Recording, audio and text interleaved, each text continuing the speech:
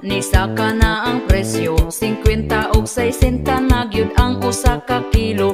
Mag-unsa na lang ming mga pobre kaayo, balanghoy gabi saging kamote na lang di paniuto. Ang bugas pagkamahala di na kaya sa bulsa.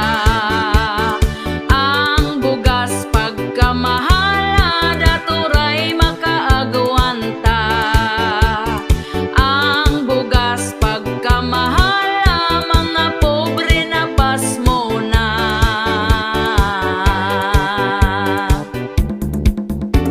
Ang makaluluoy kanig yung mag-uuma, kumprahon ang bugas nga pagkabaratuha. Sa merkado paliton pertinada yung mahala,